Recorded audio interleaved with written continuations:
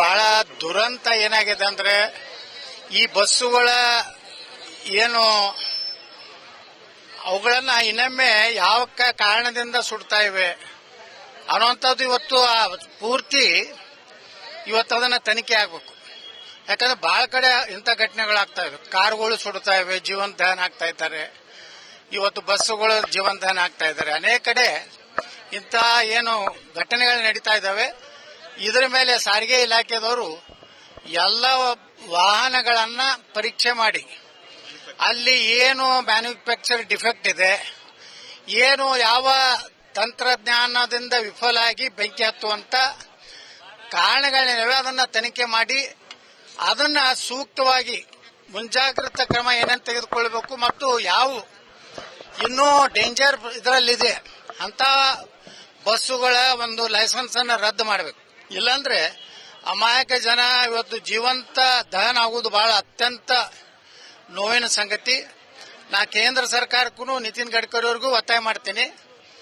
ಯಾವ ಇದರ ಫಾಲ್ಟ್ದಿಂದ ಆಗ್ತಾ ಇದೆ ಅನ್ನೋಂಥದ್ದು ಒಂದು ಏನು ತಂತ್ರಜ್ಞಾನ ಅದಾರ ಅವರೊಂದು ಕಮಿಟಿ ಮಾಡಿದ ಎಲ್ಲ ಕಡೆ ಇಡೀ ಆಟೋಮೊಬೈಲ್ ಇದರಲ್ಲಿ ಯಾವ್ದು ಕಾರಣದಿಂದ ಆಗ್ತಾ ಇದೆ ಅನ್ನೋಂಥದ್ದು ತನಿಖೆ ಆಗದೇ ಇದ್ರೆ ಇಂಥ ಅಮಾಯಕ ಜನ ಪಾಪ ಜೀವಂತ ದಹನ ಆಗೋದೊಂದು ಬಹಳ ಕೆಟ್ಟ ಒಂದು ಪರಿಸ್ಥಿತಿ. ಅದಕ್ಕೆ ನಾ ಸಾಂತ್ವನ ಹೇಳ್ತೀನಿ, ಆ ಕುಟುಂಬಗಳಿಗೆ ಧೈರ್ಯ ಕೊಡುವಂತ ಶಕ್ತಿ ಕೊಡ್ಲಿ.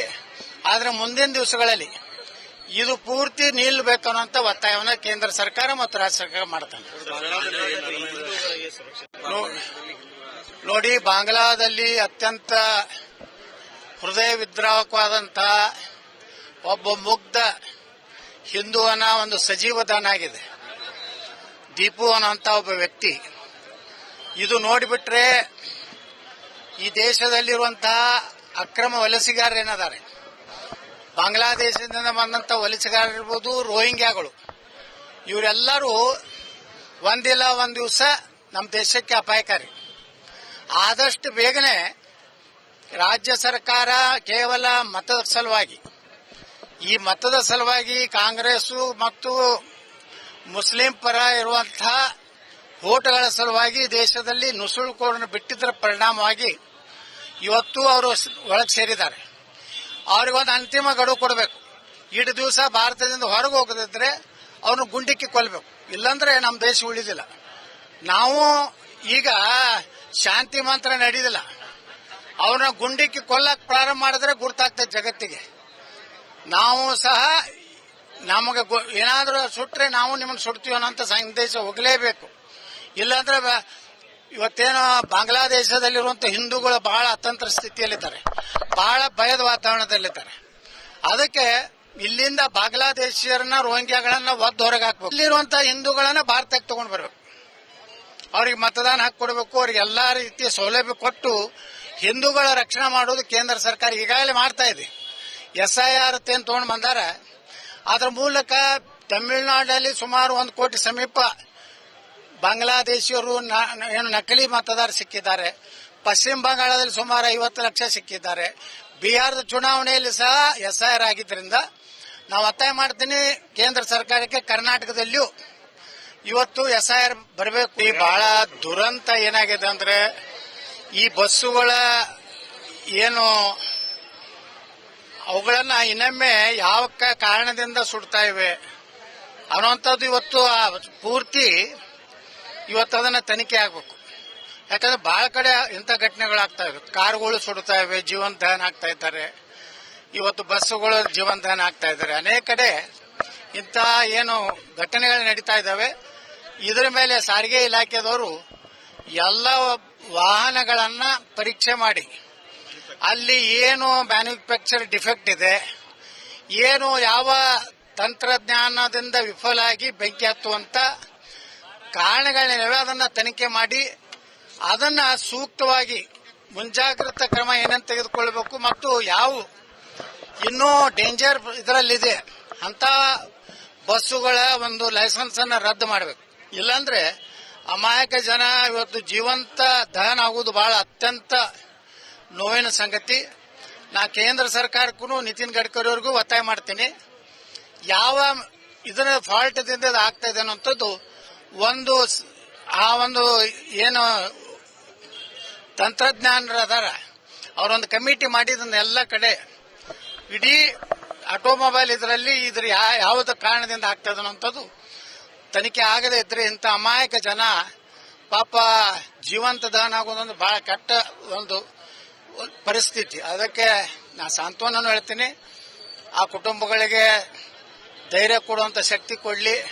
ಆದ್ರೆ ಮುಂದಿನ ದಿವಸಗಳಲ್ಲಿ ಇದು ಪೂರ್ತಿ ನಿಲ್ಲಬೇಕು ಅನ್ನೋಂಥ ಒತ್ತಾಯವನ್ನ ಕೇಂದ್ರ ಸರ್ಕಾರ ಮತ್ತು ರಾಜ್ಯ ಸರ್ಕಾರ ಮಾಡ್ತಾನೆ. ನೋಡಿ, ಬಾಂಗ್ಲಾದಲ್ಲಿ ಅತ್ಯಂತ ಹೃದಯ ವಿದ್ರಾವಕವಾದಂತಹ ಒಬ್ಬ ಮುಗ್ಧ ಹಿಂದೂವನ ಒಂದು ಸಜೀವ ದಾನ ಆಗಿದೆ. ದೀಪು ಅನ್ನೋಂಥ ಒಬ್ಬ ವ್ಯಕ್ತಿ. ಇದು ನೋಡಿಬಿಟ್ರೆ ಈ ದೇಶದಲ್ಲಿರುವಂತಹ ಅಕ್ರಮ ವಲಸಿಗಾರರೇನಿದ್ದಾರೆ, ಬಾಂಗ್ಲಾದೇಶದಿಂದ ಬಂದಂತ ವಲಸಿಗಾರರಿರ್ಬೋದು, ರೋಹಿಂಗ್ಯಾಗಳು, ಇವರೆಲ್ಲರೂ ಒಂದಿಲ್ಲ ಒಂದು ದಿವಸ ನಮ್ಮ ದೇಶಕ್ಕೆ ಅಪಾಯಕಾರಿ. ಆದಷ್ಟು ಬೇಗನೆ ರಾಜ್ಯ ಸರ್ಕಾರ ಕೇವಲ ಮತದ ಸಲುವಾಗಿ, ಈ ಮತದ ಸಲುವಾಗಿ ಕಾಂಗ್ರೆಸ್ ಮತ್ತು ಮುಸ್ಲಿಂ ಪರ ಇರುವಂತಹ ಓಟ್ಗಳ ಸಲುವಾಗಿ ದೇಶದಲ್ಲಿ ನುಸುಳುಕೋರನ್ನು ಬಿಟ್ಟಿದ್ದರ ಪರಿಣಾಮವಾಗಿ ಇವತ್ತು ಅವರು ಒಳಗೆ ಸೇರಿದ್ದಾರೆ. ಅವ್ರಿಗೊಂದು ಅಂತಿಮ ಗಡುವು ಕೊಡಬೇಕು. ಇಡೀ ದಿವಸ ಭಾರತದಿಂದ ಹೊರಗೆ ಹೋಗದಿದ್ರೆ ಅವ್ರನ್ನ ಗುಂಡಿಕ್ಕಿ ಕೊಲ್ಲಬೇಕು, ಇಲ್ಲಾಂದ್ರೆ ನಮ್ಮ ದೇಶ ಉಳಿದಿಲ್ಲ.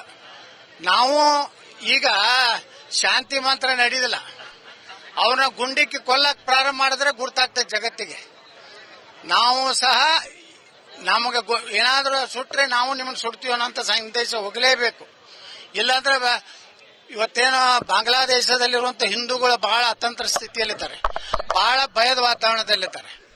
ಅದಕ್ಕೆ ಇಲ್ಲಿಂದ ಬಾಂಗ್ಲಾದೇಶಿಯರನ್ನ ರೋಹಿಂಗ್ಯಾಗಳನ್ನ ಒದ್ದು ಹೊರಗೆ ಹಾಕ್ಬೇಕು. ಇಲ್ಲಿರುವಂತಹ ಹಿಂದೂಗಳನ್ನ ಭಾರತಕ್ಕೆ ತಗೊಂಡು ಬರಬೇಕು, ಅವ್ರಿಗೆ ಮತದಾನ ಹಾಕಿ ಕೊಡಬೇಕು, ಅವ್ರಿಗೆ ಎಲ್ಲಾ ರೀತಿಯ ಸೌಲಭ್ಯ ಕೊಟ್ಟು ಹಿಂದೂಗಳ ರಕ್ಷಣೆ ಮಾಡೋದು ಕೇಂದ್ರ ಸರ್ಕಾರ ಈಗಾಗಲೇ ಮಾಡ್ತಾ ಇದೆ. SIR ಅಂತ ತಗೊಂಡು ಬಂದಾರ.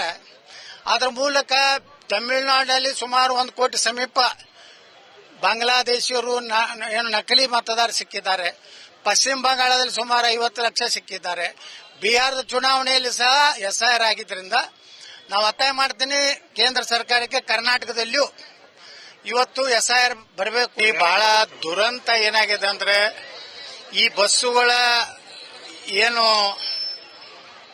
ಅವುಗಳನ್ನ ಇನ್ನೊಮ್ಮೆ ಯಾವ ಕಾರಣದಿಂದ ಸುಡ್ತಾ ಇವೆ ಅನ್ನುವಂಥದ್ದು ಇವತ್ತು ಪೂರ್ತಿ ಇವತ್ತು ಅದನ್ನ ತನಿಖೆ ಆಗಬೇಕು.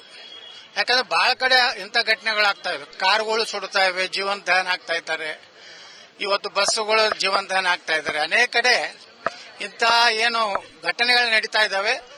ಇದರ ಮೇಲೆ ಸಾರಿಗೆ ಇಲಾಖೆದವರು ಎಲ್ಲ ವಾಹನಗಳನ್ನ ಪರೀಕ್ಷೆ ಮಾಡಿ ಅಲ್ಲಿ ಏನು ಮ್ಯಾನುಫ್ಯಾಕ್ಚರ್ ಡಿಫೆಕ್ಟ್ ಇದೆ, ಏನು ಯಾವ ತಂತ್ರಜ್ಞಾನದಿಂದ ವಿಫಲ ಆಗಿ ಬೆಂಕಿ ಹತ್ತುವಂತ ಕಾರಣಗಳೇನಿವೆ ಅದನ್ನ ತನಿಖೆ ಮಾಡಿ ಅದನ್ನ ಸೂಕ್ತವಾಗಿ ಮುಂಜಾಗ್ರತಾ ಕ್ರಮ ಏನೇನು ತೆಗೆದುಕೊಳ್ಬೇಕು ಮತ್ತು ಯಾವ ಇನ್ನೂ ಡೇಂಜರ್ ಇದರಲ್ಲಿದೆ ಅಂತ ಬಸ್ಸುಗಳ ಒಂದು ಲೈಸೆನ್ಸ್ ಅನ್ನು ರದ್ದು ಮಾಡಬೇಕು. ಇಲ್ಲಾಂದ್ರೆ ಅಮಾಯಕ ಜನ ಇವತ್ತು ಜೀವಂತ ದಹನ ಆಗುವುದು ಬಹಳ ಅತ್ಯಂತ ನೋವಿನ ಸಂಗತಿ. ನಾ ಕೇಂದ್ರ ಸರ್ಕಾರಕ್ಕೂ ನಿತಿನ್ ಗಡ್ಕರಿ ಅವ್ರಿಗೂ ಒತ್ತಾಯ ಮಾಡ್ತೀನಿ, ಯಾವ ಇದರ ಫಾಲ್ಟ್ದಿಂದ ಆಗ್ತಾ ಇದೆ ಅನ್ನೋಂಥದ್ದು ಒಂದು ಏನು ತಂತ್ರಜ್ಞಾನರು ಅದಾರ ಅವರೊಂದು ಕಮಿಟಿ ಮಾಡಿದ ಎಲ್ಲ ಕಡೆ ಇಡೀ ಆಟೋಮೊಬೈಲ್ ಇದರಲ್ಲಿ ಯಾವ್ದು ಕಾರಣದಿಂದ ಆಗ್ತಾ ಇದೆ ಅನ್ನೋಂಥದ್ದು ತನಿಖೆ ಆಗದೆ ಇದ್ರೆ ಇಂಥ ಅಮಾಯಕ ಜನ ಪಾಪ ಜೀವಂತ ದಹನ ಆಗೋದೊಂದು ಬಹಳ ಕೆಟ್ಟ ಒಂದು ಪರಿಸ್ಥಿತಿ. ಅದಕ್ಕೆ ನಾ ಸಾಂತ್ವನ ಹೇಳ್ತೀನಿ, ಆ ಕುಟುಂಬಗಳಿಗೆ ಧೈರ್ಯ ಕೊಡುವಂತ ಶಕ್ತಿ ಕೊಡ್ಲಿ. ಆದ್ರೆ ಮುಂದಿನ ದಿವಸಗಳಲ್ಲಿ ಇದು ಪೂರ್ತಿ ನಿಲ್ಲಬೇಕು ಅನ್ನೋಂಥ ಒತ್ತಾಯವನ್ನ ಕೇಂದ್ರ ಸರ್ಕಾರ ಮತ್ತು ರಾಜ್ಯ ಸರ್ಕಾರ ಮಾಡ್ತಾನೆ. ನೋಡಿ, ಬಾಂಗ್ಲಾದಲ್ಲಿ ಅತ್ಯಂತ ಹೃದಯ ವಿದ್ರಾವಕವಾದಂತಹ ಒಬ್ಬ ಮುಗ್ಧ ಹಿಂದೂವನ ಒಂದು ಸಜೀವ ದಾನ ಆಗಿದೆ. ದೀಪು ಅನ್ನೋಂಥ ಒಬ್ಬ ವ್ಯಕ್ತಿ. ಇದು ನೋಡಿಬಿಟ್ರೆ ಈ ದೇಶದಲ್ಲಿರುವಂತಹ ಅಕ್ರಮ ವಲಸಿಗಾರರೇನಿದ್ದಾರೆ, ಬಾಂಗ್ಲಾದೇಶದಿಂದ ಬಂದಂತ ವಲಸಿಗಾರರಿರ್ಬೋದು, ರೋಹಿಂಗ್ಯಾಗಳು, ಇವರೆಲ್ಲರೂ ಒಂದಿಲ್ಲ ಒಂದು ದಿವಸ ನಮ್ಮ ದೇಶಕ್ಕೆ ಅಪಾಯಕಾರಿ.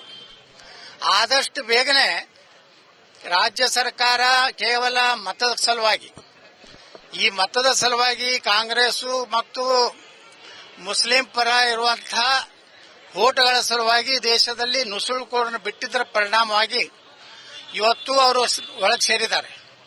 ಅವ್ರಿಗೊಂದು ಅಂತಿಮ ಗಡುವು ಕೊಡಬೇಕು. ಇಷ್ಟು ದಿವಸ ಭಾರತದಿಂದ ಹೊರಗೆ ಹೋಗದಿದ್ರೆ ಅವ್ರನ್ನ ಗುಂಡಿಕ್ಕಿ ಕೊಲ್ಲಬೇಕು, ಇಲ್ಲಾಂದ್ರೆ ನಮ್ಮ ದೇಶ ಉಳಿದಿಲ್ಲ. ನಾವು ಈಗ ಶಾಂತಿ ಮಂತ್ರ ನಡೆದಿಲ್ಲ, ಅವ್ರನ್ನ ಗುಂಡಿಕ್ಕಿ ಕೊಲ್ಲಕ್ ಪ್ರಾರಂಭ ಮಾಡಿದ್ರೆ ಗುರ್ತಾಗ್ತದೆ ಜಗತ್ತಿಗೆ. ನಾವು ಸಹ ನಮಗೆ ಏನಾದ್ರೂ ಸುಟ್ರೆ ನಾವು ನಿಮ್ಮನ್ನು ಸುಡ್ತೀವಿ ಅನ್ನೋಂಥ ಸಂದೇಶ ಹೋಗಲೇಬೇಕು. ಇಲ್ಲಾಂದ್ರೆ ಇವತ್ತೇನು ಬಾಂಗ್ಲಾದೇಶದಲ್ಲಿರುವಂತಹ ಹಿಂದೂಗಳು ಬಹಳ ಅತಂತ್ರ ಸ್ಥಿತಿಯಲ್ಲಿದ್ದಾರೆ, ಬಹಳ ಭಯದ ವಾತಾವರಣದಲ್ಲಿದ್ದಾರೆ. ಅದಕ್ಕೆ ಇಲ್ಲಿಂದ ಬಾಂಗ್ಲಾದೇಶಿಯರನ್ನ ರೋಹಿಂಗ್ಯಾಗಳನ್ನ ಒದ್ದು ಹೊರಗೆ ಹಾಕಬೇಕು. ಇಲ್ಲಿರುವಂತಹ ಹಿಂದೂಗಳನ್ನ ಭಾರತಕ್ಕೆ ತಗೊಂಡು ಬರಬೇಕು, ಅವ್ರಿಗೆ ಮತದಾನ ಹಾಕಿ ಕೊಡಬೇಕು, ಅವ್ರಿಗೆ ಎಲ್ಲಾ ರೀತಿಯ ಸೌಲಭ್ಯ ಕೊಟ್ಟು ಹಿಂದೂಗಳ ರಕ್ಷಣೆ ಮಾಡೋದು ಕೇಂದ್ರ ಸರ್ಕಾರ ಈಗಾಗಲೇ ಮಾಡ್ತಾ ಇದೆ. SIR ಏನು ತಗೊಂಡು ಬಂದಾರ, ಅದರ ಮೂಲಕ ತಮಿಳುನಾಡಿನಲ್ಲಿ ಸುಮಾರು 1 ಕೋಟಿ ಸಮೀಪ ಬಾಂಗ್ಲಾದೇಶಿಯರು ಏನು ನಕಲಿ ಮತದಾರ ಸಿಕ್ಕಿದ್ದಾರೆ. ಪಶ್ಚಿಮ ಬಂಗಾಳದಲ್ಲಿ ಸುಮಾರು 50 ಲಕ್ಷ ಸಿಕ್ಕಿದ್ದಾರೆ. ಬಿಹಾರದ ಚುನಾವಣೆಯಲ್ಲಿ ಸಹ SIR ಆಗಿದ್ದರಿಂದ ನಾವು ಒತ್ತಾಯ ಮಾಡ್ತೀನಿ ಕೇಂದ್ರ ಸರ್ಕಾರಕ್ಕೆ, ಕರ್ನಾಟಕದಲ್ಲಿ